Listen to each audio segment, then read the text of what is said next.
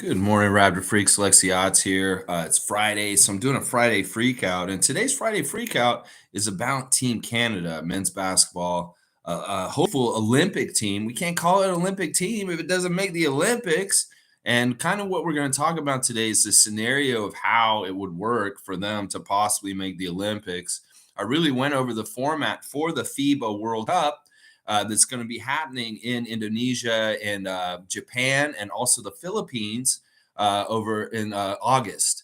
So there's three host countries, and the Team Canada part where they'll be playing their seed is going to be in Jakarta in Indonesia, and these games will be in August. There's a short schedule in August in Europe, in Germany specifically, where Team Canada will have warm-up games to get ready for this tournament. And basically, they're in a seeding of four, a group of four. They have to play the other three teams once. And depending on how they do in those games will determine whether they get to the second round.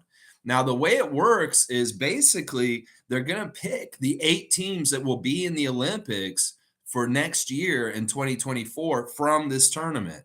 And they pick 2 teams from the Americas, 1 team from Africa, 1 team from the Australia, like Asia area, and then 2 teams from Europe, along with the host country of France. So there'll be 3 European teams in the Olympics. Meanwhile, there will only be 2 teams from the Americas, 1 team from Africa, 1 team from Asia, Oceania. So it's going to be a bit of a rocky road to get to the Olympics. We're in direct competition with these teams from the Americas. There's only going to be 2 of us that make it, and U.S. is probably going to be penciled in as one of them for sure. So really, we're in direct competition with Brazil, Venezuela, Puerto Rico, Dominican Republic, and Mexico. So if Canada can get further in the tournament than all those other countries, we'll be in the Olympics with the United States. So it's really like we want to go as far as we can. If we don't get past the first round and get to the second round, we're in trouble because it's more likely than not either Brazil or Argentina is in the second round, and they're going to be in the Olympics with the U.S. So this is a really, really tough seeding for Team Canada because look, I'm going to tell you about our group right now, and it includes the host country, France, for next year. They're already qualified. They're already going to be in the tournament. They're just a spoiler in this tournament. Trust me, because they're the home country. They're going to get to be in the Olympics no matter what, but they're in this tournament anyway, and they're one of the top teams in the world. In fact, they're ranked higher than us. We're actually the second highest seed in our group. France is number 5 in the country in the world, and we're number 15.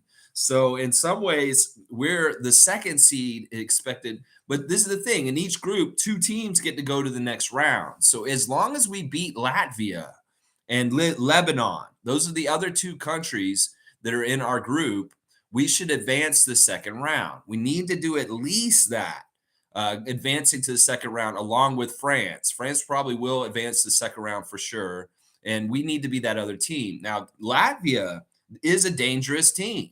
They have Kristaps Porzingis, and we will have to face them and beat them to get to the second round. In fact, Latvia could be the most dangerous team to us in this tournament and keeping us out. Lebanon, we should beat.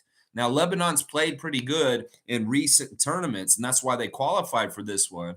But they're not the same caliber of team talent-wise as Canada, and we have no business losing to Lebanon. But Latvia may be tough purely because of Porzingis. We're going to have to beat Porzingis. It's not that we can't do it. We've done it as the Raptors against the Wizards many, many times, but Team Canada against Team Latvia will be a battle. Now, France is an interesting team also, as someone has mentioned here in the comments at the very top. Ahmet the Goat in. Good to see you, Ahmet. It's not a Tuesday. Yo, what's up, Raptor Freaks? Do we have to play Wemby and Gobert? Yes, that is who's on Team France. So they're in our group. So we're going to get to see some Wemby content this summer with Team Canada playing against Team France in their same group and seeding. Now, this is the thing. We beat Lebanon, we beat Latvia, we do okay with France, we advance to the second round.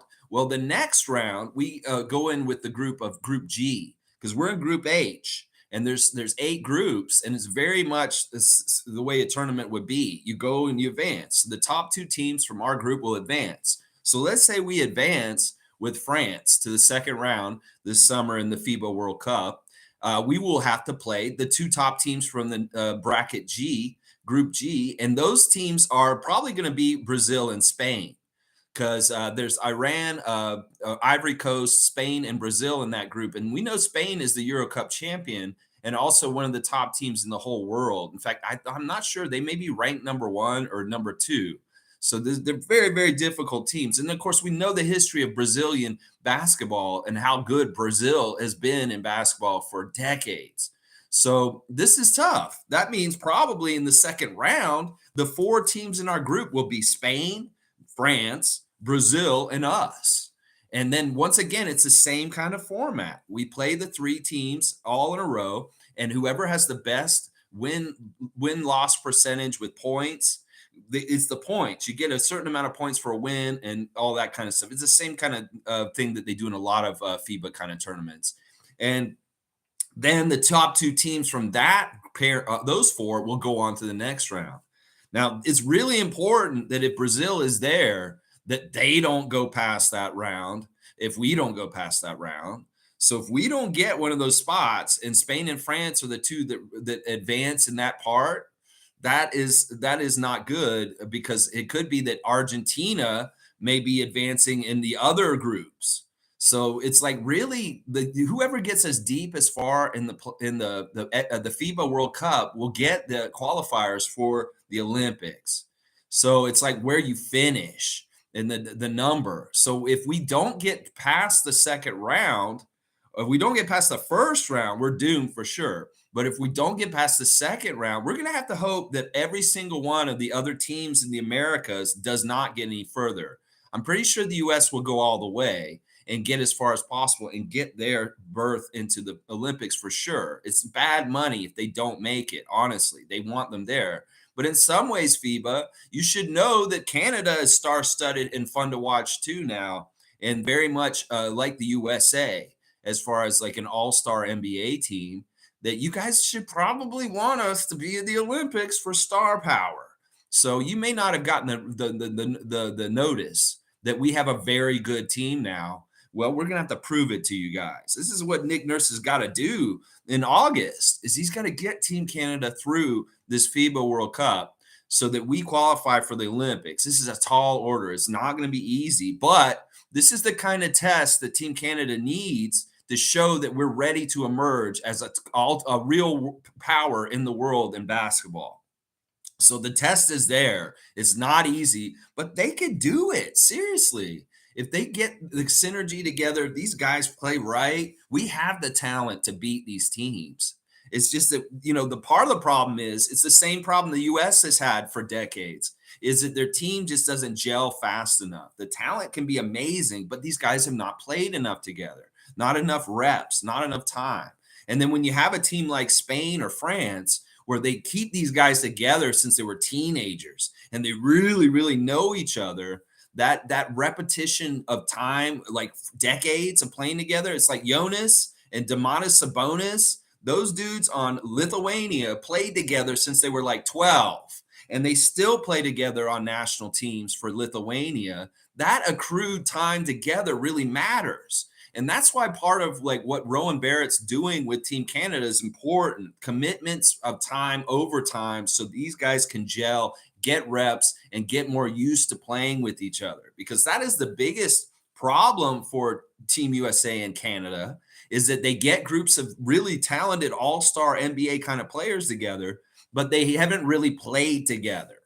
And that is the biggest detriment. So Nick, in some ways, has a tall order to get all of his guys together. Last summer was really good because we got a lot of these guys together and got some time together then.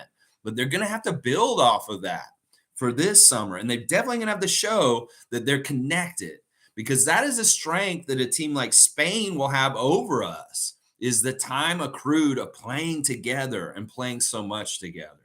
So that is one of our biggest weaknesses, but one of our biggest strengths is overall crazy good talent. And hopefully that's what'll get us somewhere far in the FIBA tournament in August. It's going to be very exciting. Of course, the games are going to be in Indonesia, so we're going to be up late if we want to watch them live. It's going to be fun. All right, let me see what you guys are saying in the comments today.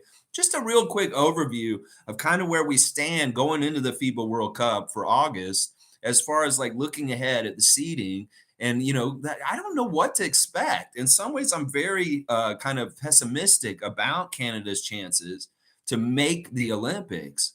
But in some ways, also, I'm like, this is a challenge. And this is the kind of thing where competitors and people like NBA players like SGA and Jamal Murray and Luguez Dort like rise to the occasion because they're like, fuck this. This looks tough, but let's do it and let's make it happen. Even if it's a gauntlet, even if it's a really, really difficult path, that's how you get an accomplishment. Is by overcoming the odds and doing something that a lot of people would doubt you being able to do. So in some ways, Team Canada has that opportunity this summer, but they really got to be good and they really got to be on top of things. It's cutthroat. You want to have an Olympic men's basketball team, you better fucking qualify, because you don't get the Olympic name to your team until you make the Olympics. So right now, it's just the Canadian men's national basketball team. It's not the Canadian men's Olympic basketball team.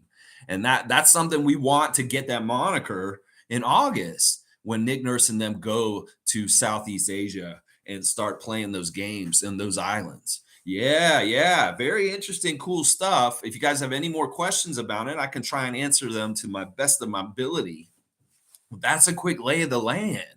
We've got a tough group. Lebanon may be the easy team, but France and Latvia are no cakewalk. And then you get to the next round, we're going to be seeing Brazil and Spain probably. Yeah, this is going to be tough. It's going to be tough. Cowboy is here. Good to see Cowboy. Good morning, Lex and Raptor Freaks. Bam.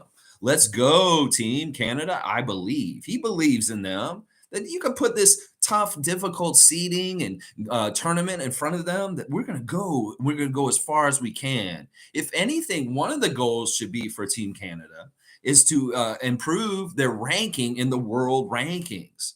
That if we go there and we make a good showing in the tournament, even if we don't qualify for the Olympics, if we can do a good showing, we can maybe rise up in the rankings. And if that will help us in the FIBA world rankings to get better seeding in the future for future tournaments, because that's part of it. We're the Johnny come lately. We're the new kid on the block. We're the ones that don't have a lot of respect because we haven't really accomplished anything.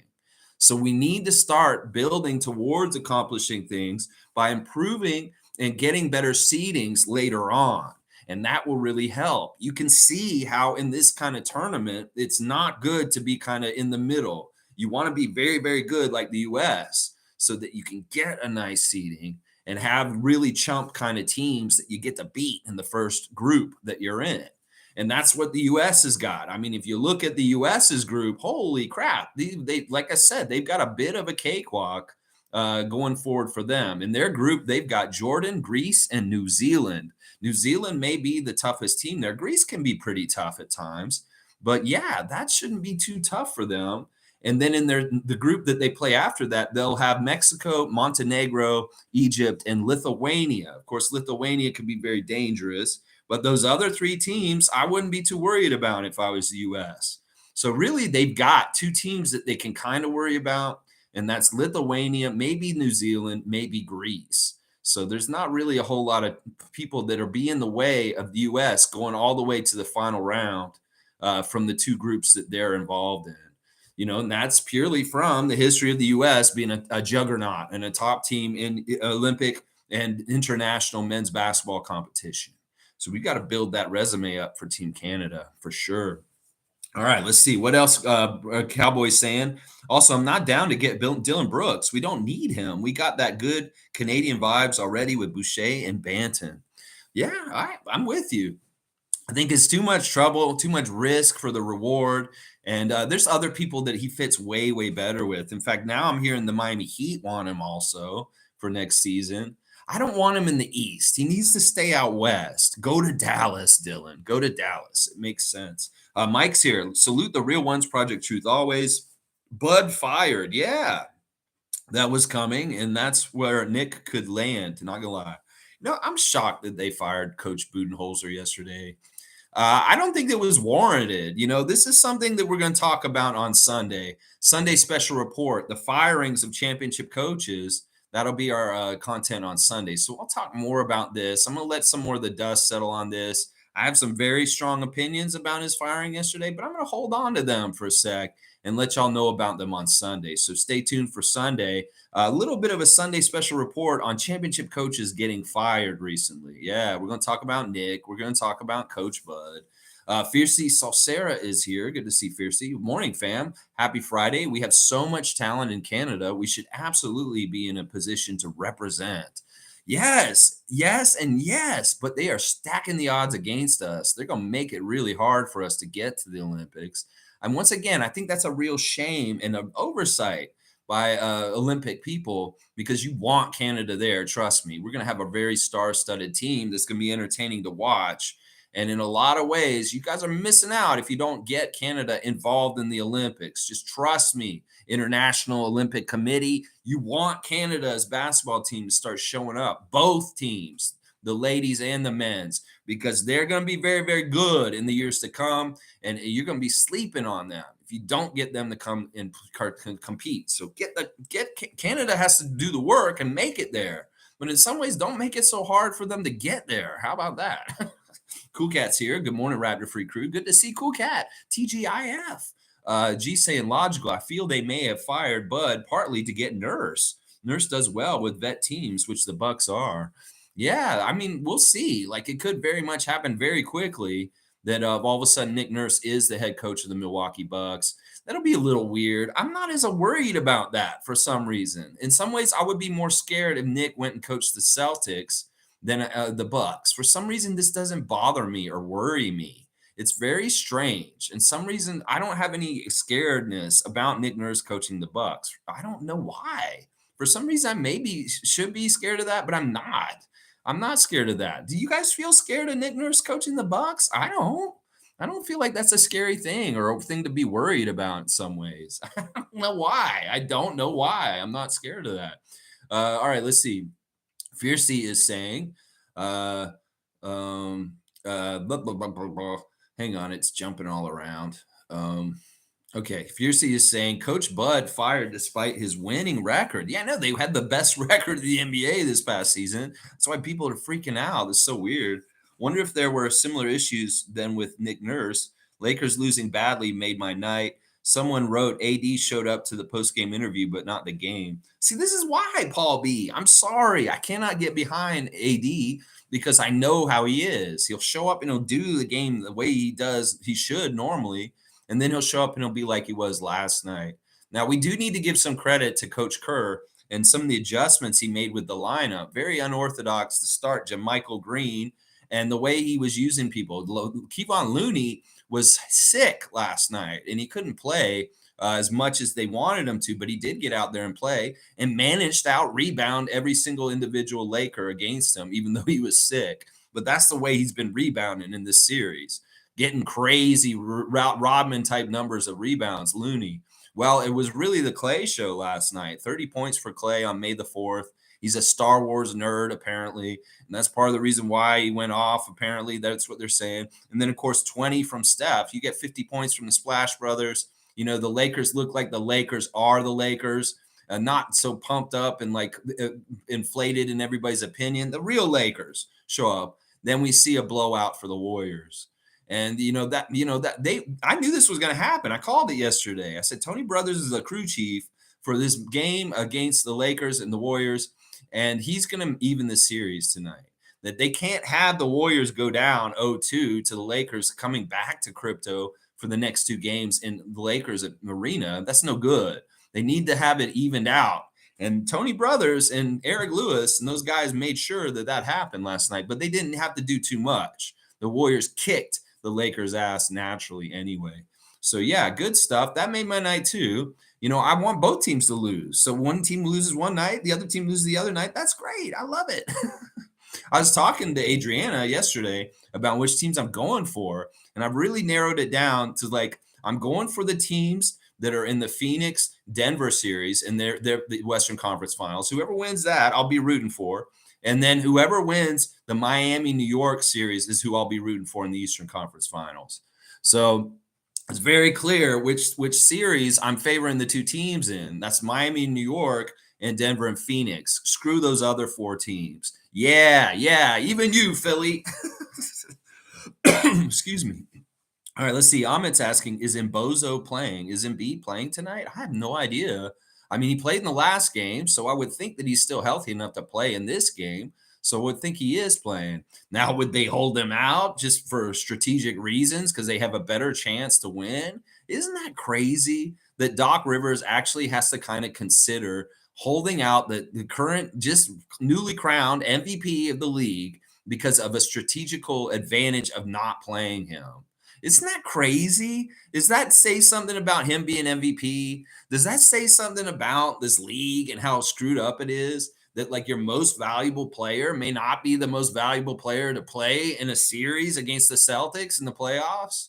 That is crazy. That's almost like the exact opposite of what an MVP is. A most valuable player. Well, you need them out there because they're valuable. You need them out there. Well, it's not like that with Joel. In fact, sometimes he's a detriment. And that's what I'm saying. Why is he the most valuable player if he's a detriment sometimes? Fun guy saying, and I was telling Lex earlier this month, the Bucks would be assholes to fire him just after losing his brother, shaking his head. Yeah.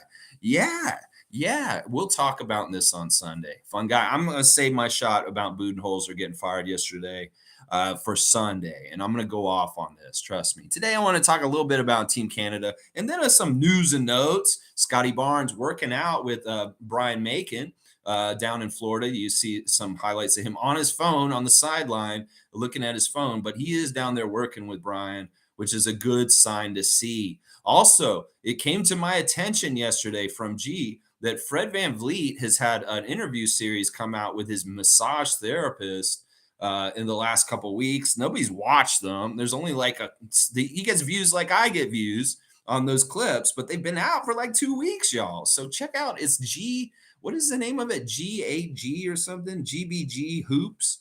And it's basically, it seems like it's Fred's massage therapist. This is doing a side gig while he's massage therapy, and he's doing little interviews with people. And they did a nice half-hour long interview broken up into 3 clips, 3 parts on that channel. You can watch all 3 of them. It's a little awkward because he's giving him a massage, and it's kind of like, okay, he's rubbing Fred's leg. He's talking to him about sleeping in the bed with his mom. I'm like, that's a little creepy. But, Fred had some really interesting things to say as far as like his childhood and growing up and things with his stepdad, Joe Danforth, and the relationship between him and there's new information in it which more fully rounds Fred's character and who he is, and it's very much worth watching. So check out GBG something, GBG, let me look at it, GBG Hoops, and the couple of interviews on their YouTube channel with Fred VanVleet. Thank you, G, for bringing them up and letting me check them out. And of course, Monique's got them blast. She put them on blast in our Facebook chat in different places. So more cool content with Fred VanVleet talking about his life. So that was cool. Mike is saying, gee, facts. Bud had a Casey problem, built up a perfect machine, but couldn't adjust. So now adding it. Yeah, I'm going to talk about all this on Sunday. I don't want to get into this too much right now, just because I want to be able to talk about it on Sunday. Isaac's saying, happy Friday, Lakers tanking. I mean, listen, I love that Rui Hachimura. I was watching him last night. I actually watched the game for a little bit last night. I never do, but I watched a little bit of it, and I was, man, Hachimura off the bench for the Lakers. He's like their whole bench. Holy cow. And why aren't they playing Lonnie Walker? In some ways, I think Lonnie Walker may be an upgrade to Austin Reeves. and they're just playing Austin Reeves because he's like the flavor of the month, and everybody's kind of like Austin Reeves, Austin Reeves. Well, why the fuck wouldn't you play Lonnie Walker the fourth? That man is balling. He comes out there for 12 minutes and gets 9 points. Darvin Ham. And there's a really funny picture on Twitter of Darvin Ham with this big, huge smile. And even though his team's down 26 points, he's like, oh, this guy's so happy to be losing very badly from the game last night. It's crazy. Leslie's here. Good to see Leslie Hart, a great Raptor freak. One of my favorites. One of the originals. We've been around for pretty much the whole time I've been doing this channel. Good morning, freaks. Coach Bud is gone, but Nick Nurse is still our coach. Are we all going to be okay with that? Let's go Team Canada. Yeah, I'm okay with him coaching Canada. In some ways, that's okay. That is a prestige. And in some ways, if he doesn't do well, it only looks bad on him. And in some ways, he's the kind of coach and kind of excellence that we need in that position. So even though we fired him from the Raptors, it's still really, really good that Coach Nick is coaching Team Canada. We need to continue that continuity for the players. In some ways, it would be really hypocritical of us to fire the coach in the middle of the cycle where we're committing these players to commit to these cycle. That, we need to have them all committed and keep them within the same group, because it totally ruins it if you change your coach in the middle of that and what you're trying to do with continuity with the players. So it doesn't make any sense to fire him from Team Canada. And in a lot of ways, Nick likes the prestige of coaching Team Canada, I'm sure. It looks real good on his resume. So he's going to keep that job as long as he can. But I have already made a prediction that if Canada does not get to Olympics through this tournament in August, that they're probably going to let him go just because of the awkwardness, and they may try somebody totally different in the next cycle. It really is, they can change it cycle per cycle. So he was really under commitment till the 2024 Olympics. And then after that, there was like, okay, we'll see if we continue with you. But if we don't make the Olympics, then it may be that he's done as our Team Canada coach in the fall after we finish this tournament. So in some ways, Nick is coaching the team in Jakarta for his life. In some ways, it's like he needs to try and get an Olympic qualifier, because that will at least buy him another year of being Team Canada's coach for next year in France. So there's a lot on the line. There's the emerging of Team Canada on the world stage as far as being a power. There's Nick Nurse trying to keep his coaching job. There's us trying to get relevance and more respect in our program for Team Canada around the world, in the world of FIBA and the IOC. So, there's a lot on the line in some ways. And these guys have the goods to come up and excel and kick ass and do really well in FIBA World Cup this summer in August. Then it'll say a lot, and it'll get a lot done for the team program and hopefully for Team Nurse, for Nick Nurse, because he needs it. Oh, yeah. G saying Vogel, Nurse, Bud, all fired after a few years of winning the chip. That's exactly what my Sunday report's going to be on. Is the short memory with championship coaches and how this has changed in the NBA. We're going to be very much looking at, like, what have you done for me lately kind of attitudes about coaches on Sunday special report. Monique saying, good morning, everyone. Do we really want Coach Bud? Laugh out loud. Twitter is going nuts. Well, and that'll be something I'll probably touch on Sunday also. I haven't really thought about this too much. In some ways, I don't want Coach Bud coming here. Like, if we do a straight up switch with the Bucks with coaches, it seems really weird. Seems like some sort of Freaky Friday with Haley Mills, like that twin movie when they're little kids, and like, let's fool mom and dad and switch twins. Okay, yeah. That seems like it's something like that. It's some sort of weird Disney plot. Let's switch coaches. Woo! Fiercely saying, in Canadian basketball, we believe. Yes, especially since we're badasses and Canada is emerging as a world power in basketball overall. Well, we need to make that presence felt in the highest levels of international competition with our team. And this summer it will be FIBA World Cup. I'm a fun guy saying Team Canada Nick Nurse, Team Canada Nick Nurse sightings and interviews will probably be the first we see of him, eh? There is an interview with him since he got fired already about Team Canada, and he sounds totally committed. I'm not worried about him coaching this team like I would worry about him coaching the Raptors. In some ways, I don't have as much stakes in Team Canada as I do with the Raptors, obviously. So in some ways, I'm like less worried about him screwing up Team Canada than the Raptors. with him being half-assed like he was in the Philadelphia press conference and not really totally committed to our team anymore. Well, I don't feel like I'm worried about that with this. Either he does good this August or he doesn't, he's gone. So it's really it's as simple as that at this point. So but he has already been interviewed since he got fired from the Raptors about coaching Team Canada. He's enthusiastic. He feels optimistic and he likes the challenge. And he's really excited about taking Canada to Germany and earlier in August and playing the exhibition games to get ready to get set up for the games in Jakarta.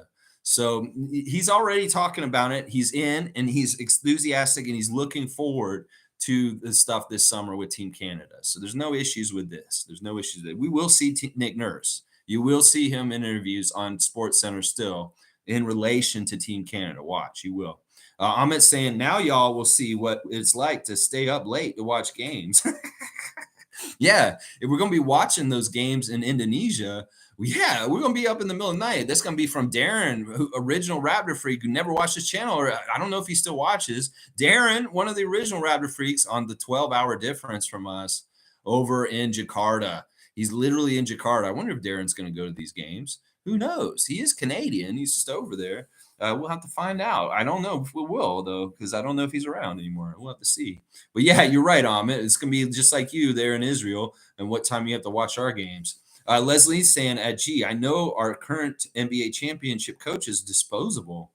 I'm going to talk about this. I don't want to shoot my shot on this because I have the answer to your question right there. And but I don't want to talk about it right now. This is really because it's the summer and content stuff. I may do this from time to time. It's all right, I want to save my content, what I want to say about this for the subject, and that'll be on Sunday. We're going to talk a lot about NBA coaches on Sunday, and literally about what you guys are asking about right now. I'll talk about this disposable idea about them right now, then for sure. Monique is saying, go Canada, go Nick Nurse. I'm all about that. We love Nick Nurse. Listen, just because we fired him doesn't mean I don't love him. Is this kind of weird thing where it's listen, dude, you fucked up and you shouldn't have said what you said in Philadelphia. You should have coached better this season. We have to let you go because we need a change. And I know that the biggest drastic change we can make that'll be the most effective is getting a better coach.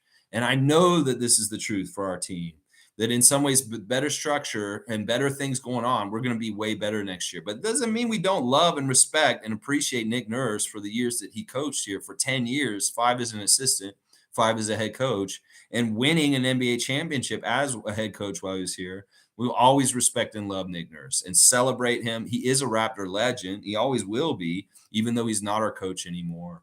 So Isaac Campbell saying, I think we need to adopt Scotty's Air Canada before the summer. You want to start calling him Scotty Air Canada with the HEIR? Air Canada. Maybe. I mean, he's into the Leafs. He's very much saying Toronto is his home. He's doubling down on all this kind of stuff. I mean, maybe. There's a cool clip out. I watched that one that was recommended yesterday by Fiercey, the one with Scotty Barnes. It's interesting.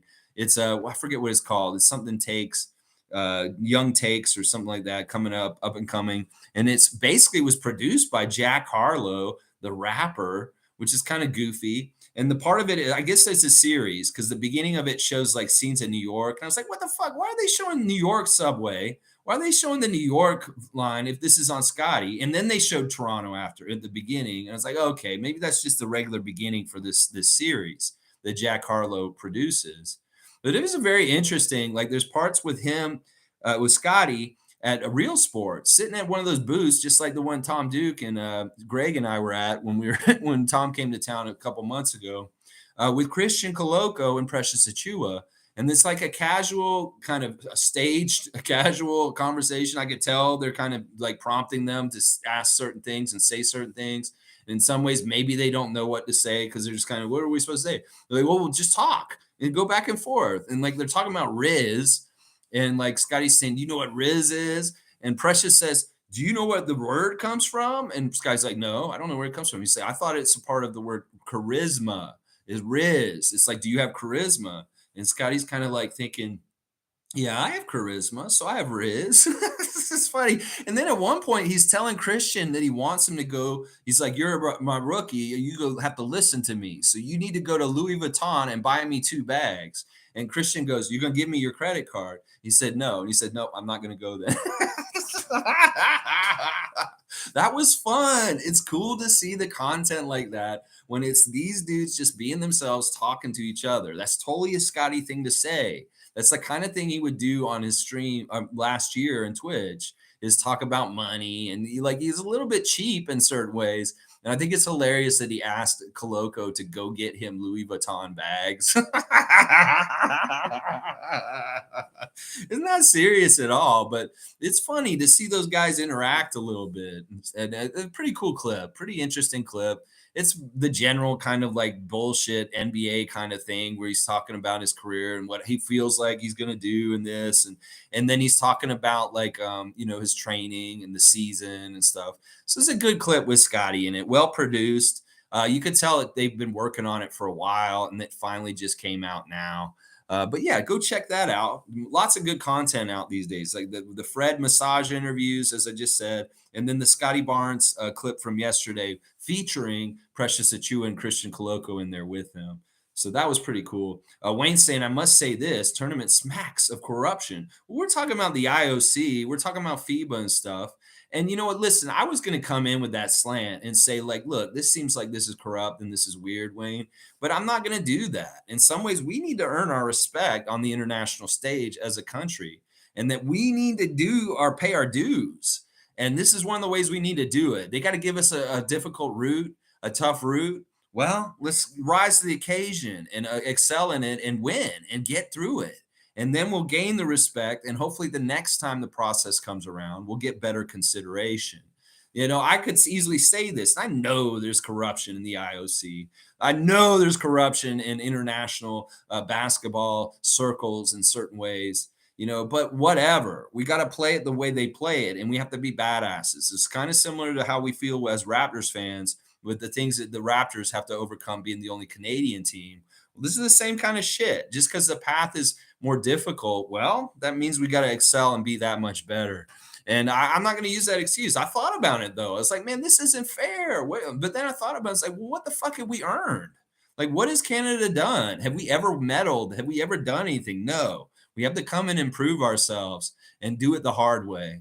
And this is the way it is. It's going to be hard this summer. Well, can we prove ourselves in the gauntlet of fire in Indonesia, in Jakarta? Yeah, let's see what happens. France, Lebanon, and Latvia. Yeah, we're coming for you, Canada. Maple Leaf, baby. Yeah.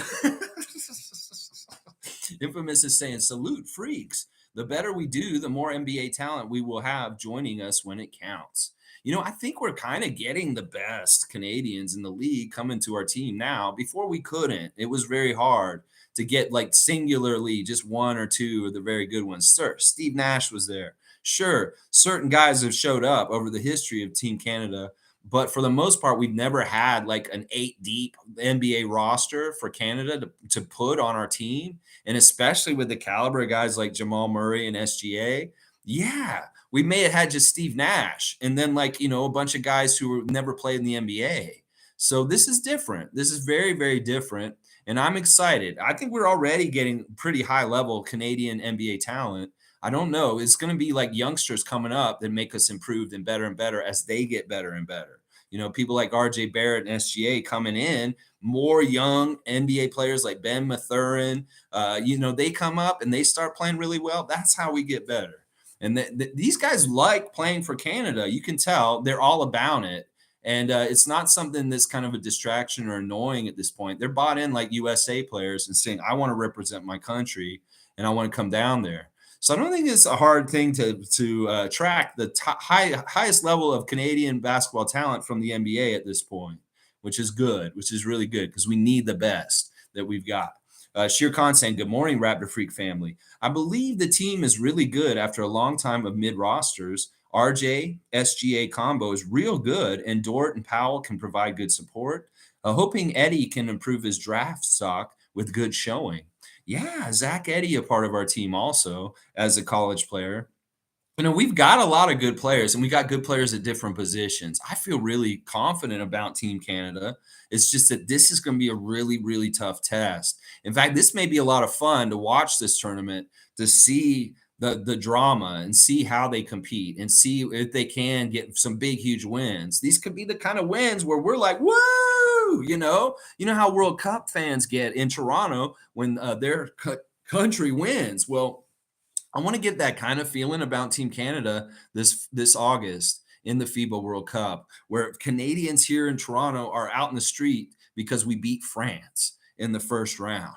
I want to have that kind of fun, that kind of celebration, and getting out in the street with the flags and waving it after we win in a big time in this tournament. Let's see. Infamous is saying Bud got fired for almost the same reason Nick got fired. This is a little bit different. It's a little bit different, and I want to talk about this on Sunday. I have thought about this. It's a little bit different why Bud and Nick got fired. But we'll talk about this Sunday. I'm sorry, I know you guys want to talk about this so bad, and I almost reverted and changed my topic, but I was like, nah. I've done all the research for the FIBA stuff. I don't want to do this right at the last minute and switch to Bud.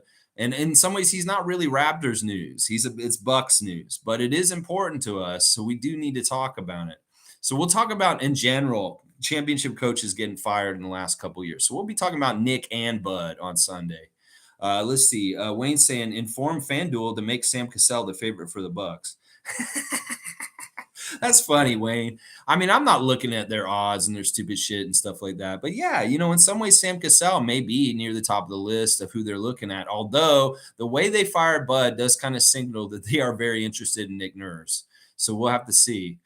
G saying, I feel Middleton will be traded for a true point guard, which the Bucks were missing, and adding Nurse to complete team with Giannis would be scary. Yeah, I don't know. I have certain opinions about the Bucks and Giannis in particular. I don't think if somebody's going to leave Milwaukee, it's going to be Chris Middleton. I have a feeling that Giannis may be the one that's leaving Milwaukee. Seriously, that in a weird way, some reason I get this feeling that Giannis may be leaving there because he's already kind of intimating it in some ways, and there's some Windhurst going on thinking that too. Cool Cat saying, I hope Team Canada wins every game, regardless of the challenges. That would make a statement as a new corner, so to speak. Yes, great wishes from Cool Cat, and I'm with you. In some ways, we really should get like totally behind Team Canada this August and really, really feel like strong pride, pushing them towards wanting them to win in their Group H and just kicking so much butt. We want to see you kick ass this summer, Team Canada. You go Nick Nurse, you go SGA, you go Jamal Murray, and you go and kick so much butt in Southeast Asia this summer. Please do it. Fiercely saying, Coach Kerr is genius. This is what we need. Someone who observes their opponent and uses creativity to beat them, knowing your players' strengths and utilizing them accordingly. No stubbornness. Yeah, we'll talk about why Kerr has been protected from getting fired as a championship coach in the last couple of years, why it's worked out with him and why it didn't work out with Nurse and Budenholzer.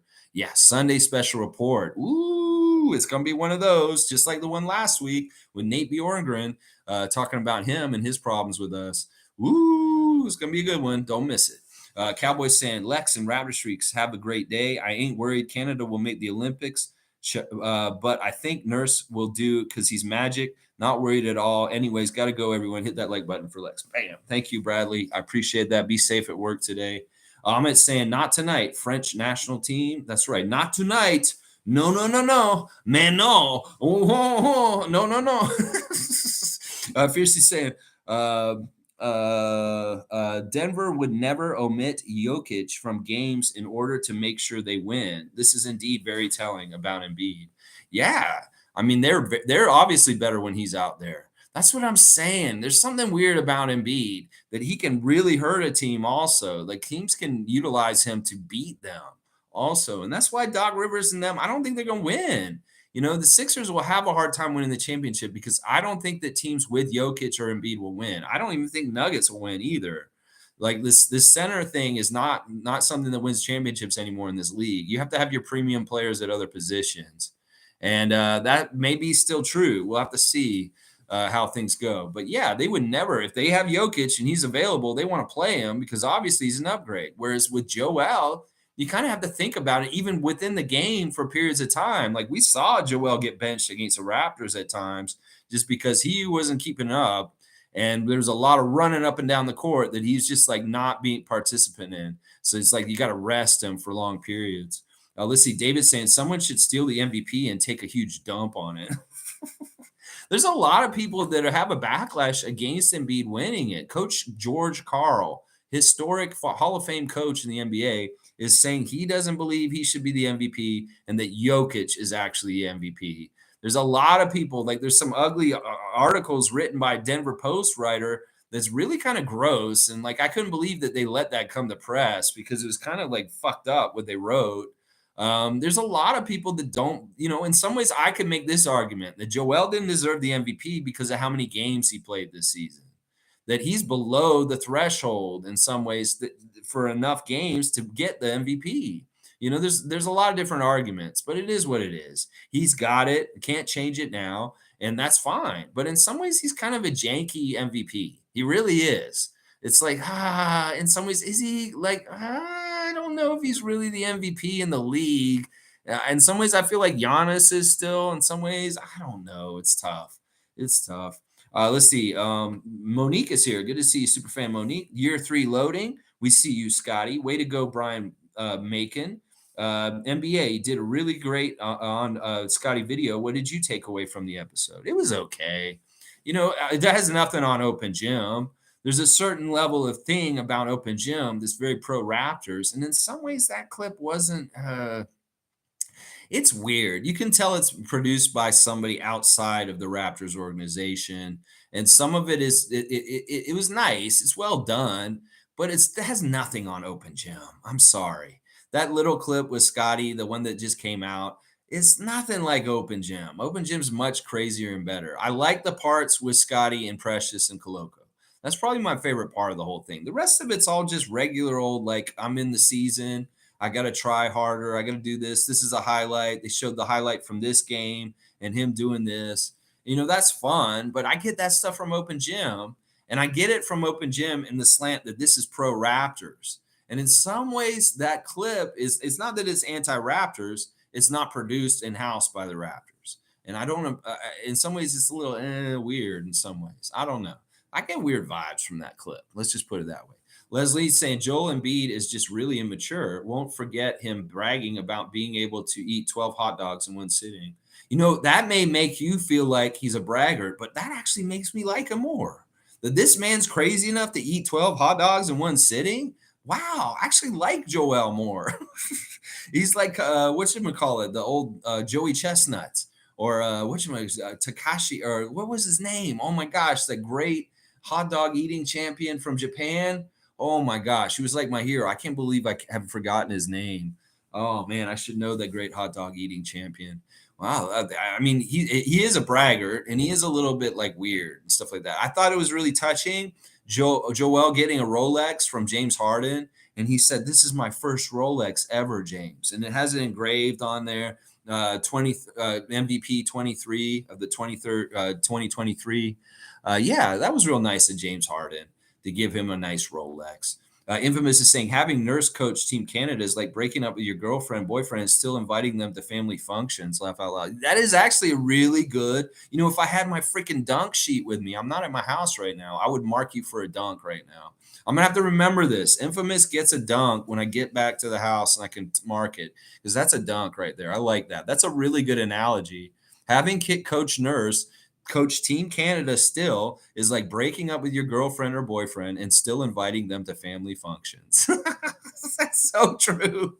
That's so true. That's awesome. David's saying we do not want Bud. We want Becky. That's right. That's right. If I have to rank the coaching nominees possibly for the Raptors, I got Stack and Becky very close to being tied for first. I don't even want to say which one I prefer because they're pretty very much close. Stackhouse and Becky Hammond, and then maybe I have Adrian Griffin after them, then maybe like Patrick Mutombo, then maybe like Kenny Atkinson, then maybe Coach Budenholzer. That's kind of where I'm looking at it. Because like I look at him as the same way as I look at Kenny Atkinson in a way. The biggest drawbacks of Budenholzer and why they fired him is because of Coach Casey stuff, not making adjustments quick enough. That is singularly the main reason why they fired him, is they feel like he doesn't adjust fast enough in games. Well, Nick's good at that. So that's probably why they're going to hire Nick. But yeah, that may be why we don't want to get Budenholzer, is because of that too. So we'll have this. Fiercely saying, pass the rock. I kept mentioning Scotty, but I'm happy they also did one for Jamal Murray and SGA. That's what it's called, pass the rock. That's right. It's kind of a series, kind of like going over new stars that are uprising in the NBA, and kind of putting a spotlight on new people coming up. The next one is showing De'Aaron Fox. At the end of that episode, they show him coming and sitting down in the chair at the end of it. So I'm guessing that's the next episode, is De'Aaron Fox. Yeah, Pass the Rock. That's what it was called. Yeah, it wasn't bad. I enjoyed it. But once again, it's like, why are we seeing New York subways at the beginning? It's like, oh, that's the intro for the show. It's like, I want to see Canadian Toronto subways if it's on Scotty Barnes. So it was interesting. Jack Harlow's weird. Like, this dude is not the second best white rapper ever. That's such a ridiculous claim to make. I know of many, many white rappers that are much better than you, Jack Harlow, and your crazy Kentucky Derby video. In fact, do you even rap anymore? It's almost like you're just a sing-song guy at this point. You don't really fucking rap anymore. I mean, I could say Token. I could say Marlon Craft. I could go down a whole list. So many much better white rappers than you, Jack Harlow. So don't even get it twisted trying to say that you're up there with Eminem. There's guys out there that have much better skills, are much faster, much better lyrical writers than you are. And I can name a list. So you give me an afternoon, I'll write a whole list of 20 guys that are better than you out there. Yeah. There's LP. There's all kinds of guys that are way, way better than you, Jack Harlow. Let's see. Mike's laughing at Scotty. Wayne's saying, yeah, you're right about the FIBA competitions. Got to earn through the rankings. Downsides, if we fail to qualify, the negativity is huge. So we have to succeed and give maximum support to the guys. Yeah, I mean, well, everybody's groaning about it because it is a tough seeding. And people are like, oh, man, but you know what? Fuck that. It's kind of like when you get up and you go to work and your boss tells you, you guys are going to have to do this job today. And you're like, fuck this shit. I don't want to do this, but you have to. So you just get your hands dirty, you get in there and do it. It's that kind of thing. It's like, we just see that the task at hand is very tough, and we got to meet that task with the right energy to overcome it and be successful. So it's a really good test. And it's not that Canada can't do it. It's just we're going to have to rise above and really show that we're a new power against teams like France and Spain. And it's not going to be easy. In fact, it'll be fun in some ways to see that competition. Some of those games could be absolutely amazing. It's really, really good basketball entertainment to watch. If they're close and they're high stakes and we're playing against people like Kristaps Porzingis, woo, it could be very high drama. Very, very good games to watch at 3 a.m. Name is saying, F Nick Nurse, bro. His best days are probably behind him. Any coach that cannot adapt will go the way of the dodo. In some ways, I agree with you, Nameless. In some ways, Nick was set up with the keys to the car the first year he jumped into it and won a championship. And in the years since, his innovation has not totally gotten us to success. He did a really good job with the sinking ship in Tampa and kept us afloat. And the next year, he did pretty good getting that mark of winning and developing at the same time. But this past year that just ended, he failed to hit the mark on either side of winning or development. And that is really why he got fired in a lot of ways. Now, it'll be interesting to see if, he has to have certain keys. He has to have certain vehicle to drive as a coach to be successful. He can't be put in Houston and you'll think he'll be successful. Trust me. Even M.A. Adoka, I doubt he'll be successful in Houston either. But Nick, if he's put in that spot with Milwaukee and Giannis, he could be set up for success and looking good still. So we'll have to see how it goes. Mike's saying, I'm going to hold on talking about Bud till Sunday to respect Lex, but I have a lot to say on the subject also. Cool, Mike. Well, this will help enhance the content for Sunday if you wait with me. Because honestly, yeah, let's wait on this one. Tomorrow, we'll be celebrating Jeffrey Doughton Jr. on the Share Love Club. And then on Sunday, we'll go deep on championship coaches getting fired. Yeah. David's saying that Nameless. Yeah, very true, sadly. We'll have to see what Coach Nick Nurse's coaching arc is like post-Raptors career and see what happens. All right, Nameless has got some Italian for me. Let's see. Pas ce soir, mon ami. Pas ce soir. Not tonight. Not tonight. Pas ce soir. This is actually French. This isn't Italian. This guy's teaching me French now. I know the difference between French and Italian. He's teaching me French. I know because I've learned this because I took French. Pas ce soir, mon ami. Pas ce soir. Monique saying, Lex, I'm like you on Coach Bud. Yeah, do we want retreads? Is this like some weird thing where you show up at the gas station with your buddy and they have their car and say, hey, let's take my tires off your car and put my tires on your car and vice versa. Yeah, let's take our tires off and let's just switch them on our cars. Yeah, that's fun. No, we don't want to do that shit. Fiercely saying Eminem, G-Eazy, third base. Yeah, third base, Pete Gas, the gas face. Yeah, we can go back. Oh, don't even the Beastie Boy guys. Like, oh my gosh, those guys are better.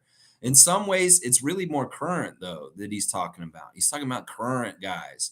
And in some ways, he's wrong there still because I know I'm on the edge of it. I see who's out there, and he's wrong. Jack Harlow, you are not one of the best white rappers out there. Trust me, I could give you a list of 20 guys that are better than you. You give me an afternoon, I'll do the research. I'll come back with that list and I'll show you. Yeah.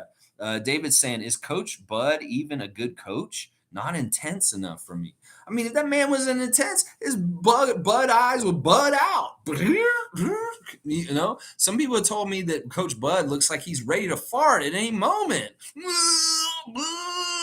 Like if he's not careful, it'll be more than just air coming out of his hole. You know, and then he's running in the back. I don't know. All right. Anyway, let's get back to seriousness. Y'all, tonight we have two games in the association in the playoffs. Boston at Philly, game 3. First game in Philly. Scott Foster is the crew chief with Ben Taylor and Mark Lindsay. Scott Foster favors the Boston Celtics. And Mark Lindsay, even though he's from Philadelphia, he favors the Boston Celtics. Meanwhile, Fred VanVleet's best friend forever, Ben Taylor, is favoring the Philadelphia 76ers. So we've got a little bit of split here. They're not all unanimous, the Celtics. So the Sixers do have a friend in Ben Taylor. You've got a friend. All right, in Phoenix, no Scott Foster. He's in Philadelphia. It is Zach Zarba as the crew chief with James Williams and Sean Corbin. Zach and James both favor the Denver Nuggets. Meanwhile, Sean Corbin favors the Phoenix Suns. So we do have a little bit of a split in both the ref crews. We've had unanimous ref crews for a lot of the games recently. So seeing a little bit of a split with one ref going for the other team other than the other two makes it a little bit more fair and looks better to me, NBA, just so you know. Going in with a ref crew that favors all one teams historically, that always looks fishy to me. And that's why I predicted the Golden State Warriors would win last night because all the refs favored the Warriors. Well, today it's a little bit, who knows? I think Denver's in good shape in Phoenix to take a 3-0 lead. But that Phoenix home crowd and the way that they're talking in their camp as far as Devin Booker and KD are not happy with being down 0-2. They're going to try and get a win at home tonight. Boston and Philly, I don't know how this could go. I'd like to see Philadelphia take care of business in their home arena. We'll see if Embiid plays because I'd like Philly to be up 2-1 over Boston by the end of tonight. That would be ideal for me, at least how I feel about it. Mike's saying W stream. I appreciate that. We're coming up on an hour. I'll probably finish up real quick. Leslie's saying Stackhouse or Becky. Griffin is safe, but not the most progressive. I think we really need a change. Yeah. I think that if we have trouble getting one of the higher end candidates like Becky or Stack, then maybe we do need to go the safe route and just have Adrian for a little while. And it may not be that Adrian's like the long-term plan, but just for like a transition period between waiting and hoping for somebody that may be even better come down the road. But who knows? Maybe Adrian gets the job and he kicks so much butt that we keep him and he stays for a long time.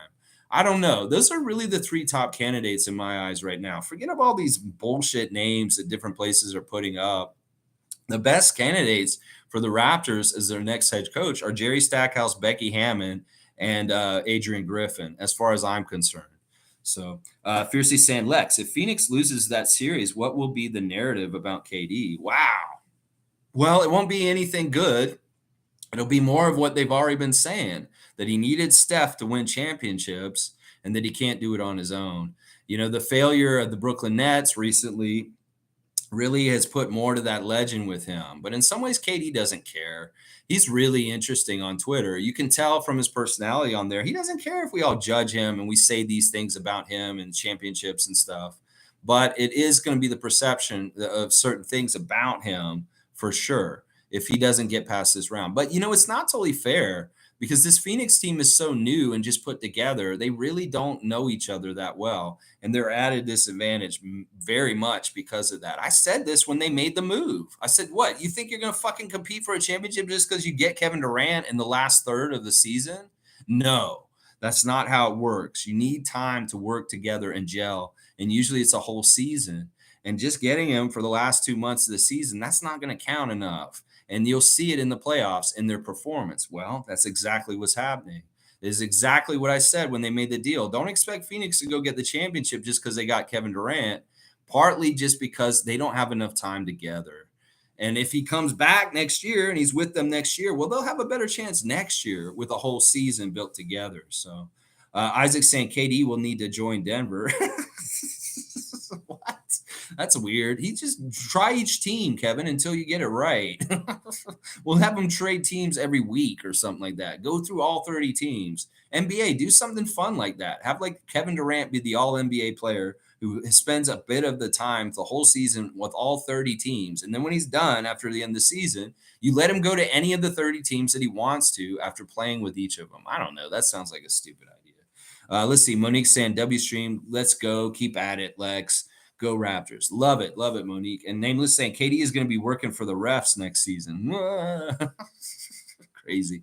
All right, man, let me make sure I didn't forget anything else. I think I said everything I needed to say today. All right, guys.